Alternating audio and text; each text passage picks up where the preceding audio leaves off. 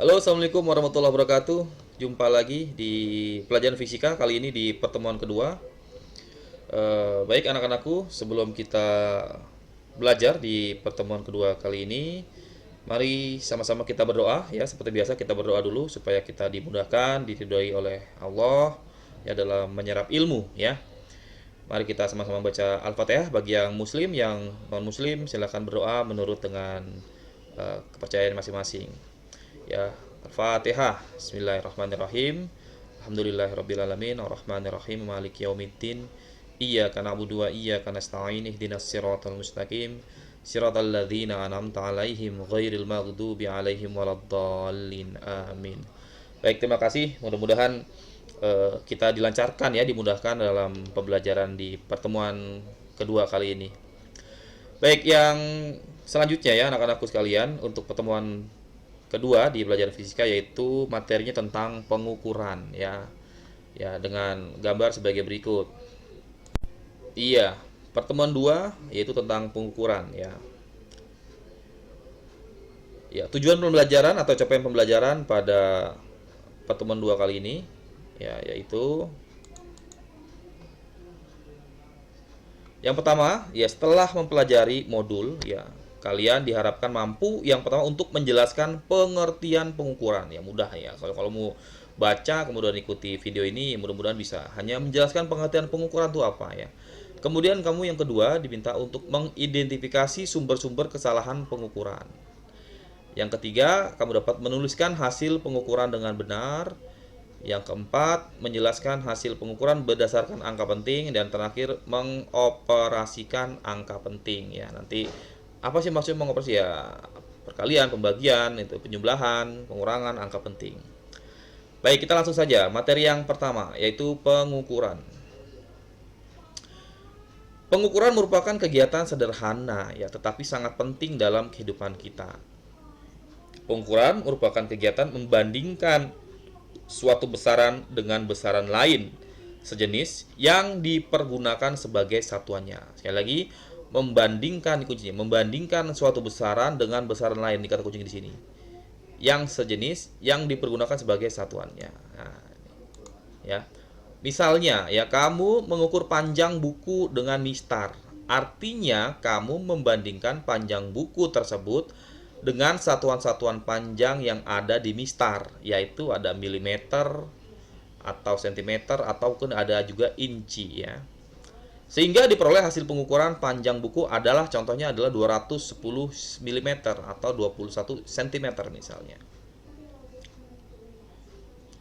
Nah, sedangkan fisika merupakan ilmu yang memahami segala sesuatu tentang gejala alam melalui pengamatan atau observasi ya, dan memperoleh kebenaran secara empiris melalui panca indera ya. Karena itu, pengukuran merupakan bagian yang sangat penting dalam proses membangun konsep-konsep fisika. Penting sekali pengukurannya. Nah, ada dua hal yang perlu diperhatikan dalam kegiatan pengukuran. Yang pertama adalah masalah ketelitian atau presisi ya. Yang kedua, masalah ketepatan atau akurasi.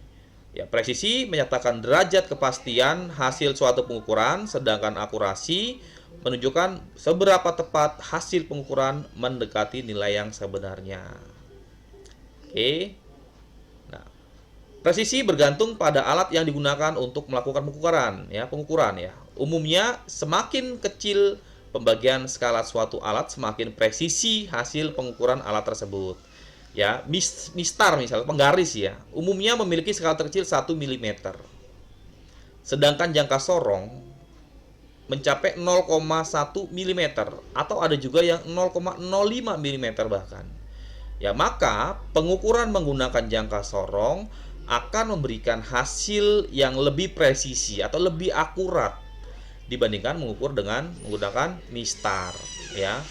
Meskipun ya memungkinkan juga untuk mengupayakan kepresisian pengukuran dengan memilih alat ukur tertentu ya, tetapi tidak mungkin ya menghasilkan pengukuran yang tepat atau akurasi secara mutlak.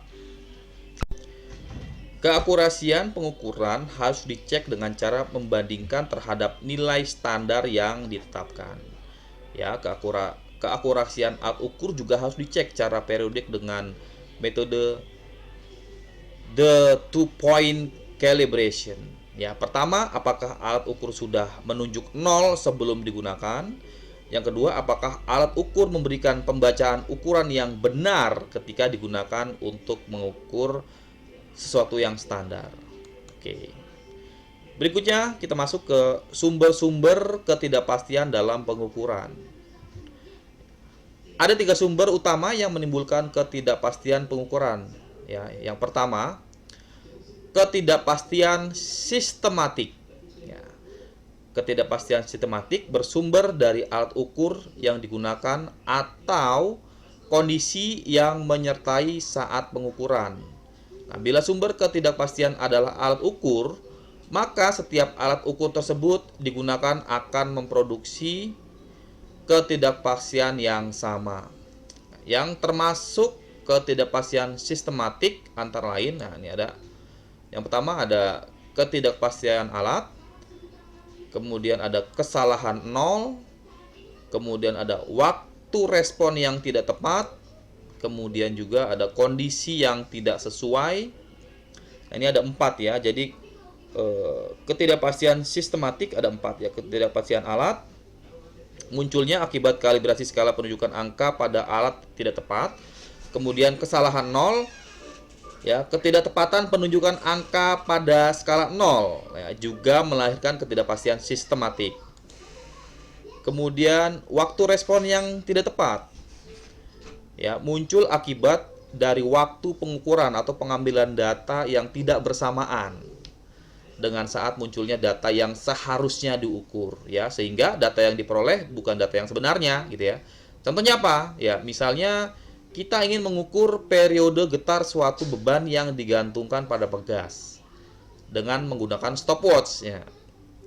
Selang waktu yang kita ukur sering tidak tepat karena terlalu cepat misalnya, atau bahkan terlalu lambat saat menekan tombol stopwatch-nya. Waktunya ditekan sudah selesai, malahan belum, atau sebaliknya. Ya. Kemudian berikutnya ya, ketidakpastian sistemik, kondisi yang tidak sesuai. Ya, ini muncul karena kondisi alat ukur dipengaruhi oleh kejadian yang hendak diukur. Ya, misalnya apa? Ya, mengukur nilai transistor saat dilakukan penyolderan. Ya, itu nggak boleh karena memang dia akan disolder kan panas. Ketika panas dia akan mengurangi atau merubah nilai suatu hambatan. Sehingga kalau kita mengukur transistor pada saat disolder ya akan berubah. Gitu ya. Karena temperatur atau suhu yang tinggi akan mempengaruhi nilai hambatan suatu benda. Baik, selanjutnya ada ketidakpastian random atau random, bahasa kamu random ya. Ketidakpastian random umumnya bersumber dari gejala yang tidak mungkin dikendalikan secara pasti atau tidak dapat diatasi secara tuntas. Gejala tersebut umumnya merupakan perubahan yang sangat cepat dan acak ya, hingga pengaturan atau pengontrolannya di luar kemampuan kita. Apa misalnya ya? Contohnya yang pertama, fluktuasi pada besaran listrik ya. Tegangan listrik selalu mengalami fluktuasi atau perubahan terus-menerus ya, cepat dan acak ya. Akibatnya kalau kita ukur nilainya juga berfluktuasi. Kalau kamu mungkin tahu tegangan PLN yang kamu ketahui ya sejak pelajar di SMP berapa? 220 volt ya, umumnya seperti itu tertulis. Tapi kalau kamu benar-benar ukur itu tidak tepat demikian, tidak tepat 220 volt. Ya bisa turun ke 210 atau bahkan kalau lagi daya bebannya banyak bisa turun bahkan sampai ke 190 gitu ya. Itulah yang menyebabkan adanya fluktuasi pada besaran. Kemudian ada getaran landasan ya. Contohnya ya, alat yang sangat peka misalnya seismograf, tahu seismograf? Untuk mengukur gempa ya, seismograf ya. Itu sangat peka sekali ya, sangat peka sekali dengan getaran sangat sedikit saja, jadi sangat langsung berubah ya. Alat seismografnya gitu, alat bacanya. Nah, kalau landasannya atau landasan ya pada alat seismograf tersebut ada getaran sedikit, maka dia akan mempengaruhi bukan seismografnya yang bergetar, tapi landasannya bergetar, dia akan mempengaruhi pengukurannya. Ya seharusnya misalnya hanya terbaca 5 skala Richter gitu misalnya. Tapi karena landasannya ada getaran kesenggol tangan kamu misalnya pada saat mengukur atau benda yang lainnya, sehingga terbaca bisa 7 skala Richter, ya sangat besar sekali perubahannya. Itu salah satu contohnya.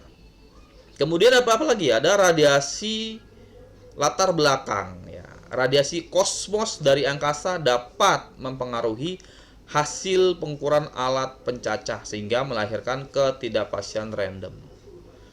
Apalagi contohnya ada gerak acak molekul udara. Nah, ini ketidakpastian random, ada gerak acak molekul udara. Molekul udara selalu bergerak secara acak atau gerak Brown. Nah, gerak Brown kalau di kimia di contohnya apa? Gerak acak suatu partikel dalam satu media tertentu ya. Ada gerak Brown ya. Nah, sehingga berpeluang mengganggu alat ukur yang sangat halus ya. Misalnya ada mikrogalvanometer dan melahirkan ketidakpastian pengukuran. Selanjutnya adalah ketidakpastian pengamatan, yaitu merupakan ketidakpastian pengukuran yang bersumber dari kekurangterampilan manusia saat melakukan kegiatan pengukuran. Ya, ini misalnya metode pembacaan skala yang tidak tegak lurus atau tidak paralaks ya. Kemudian yang kedua, salah dalam membaca skala. Dan yang berikutnya contohnya adalah pengaturan atau pengesetan alat ukur yang kurang tepat. Nah, ini contoh yang benar, ini posisi A yang membaca mistar nih ya. Posisi A ini tidak tegak lurus nih.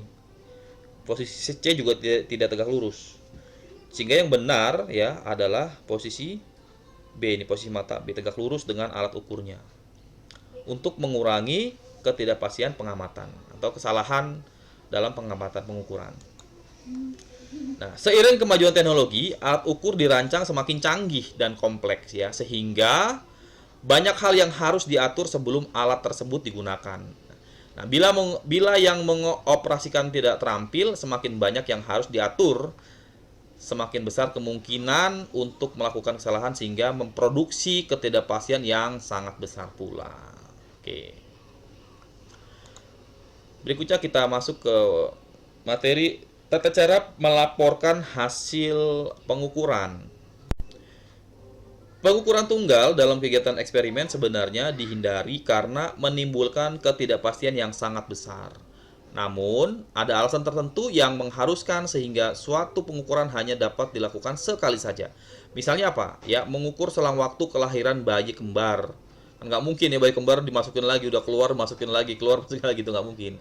Atau mengukur kecepatan mobil yang lewat. Ya, nggak mungkin sudah lewat, mundur lagi, ukur lagi kecepatan, ya, nggak mungkin. Nah, itu satu kali pengukuran ya. Nah, kemudian bagaimana menuliskan hasil pengukuran tunggal tersebut ya? Ya, setiap alat memiliki skala yang terkecil yang memberikan kontribusi besar pada kepresisian pengukuran. Ya, skala terkecil adalah nilai atau hitungan antara dua gores skala bertetangga.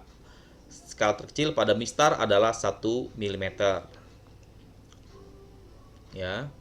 Umumnya secara fisik mata manusia masih mampu membaca ukuran hingga skala terkecil, tetapi mengalami kesulitan pada ukuran yang kurang dari skala terkecil. Ya, pembacaan ukuran yang kurang dari skala terkecil merupakan taksiran atau perkiraan ya, dan sangat berpeluang memunculkan ketidakpastian.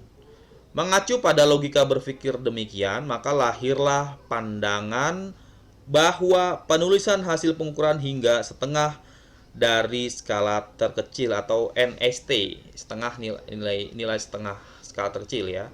Tetapi ada juga kelompok lain yang berpandangan bahwa membaca hingga skala terkecil pun sudah merupakan taksiran, sudah cukup ya.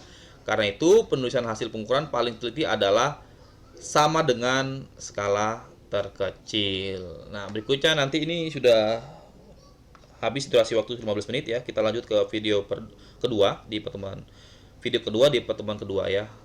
Ya, stay tune ya.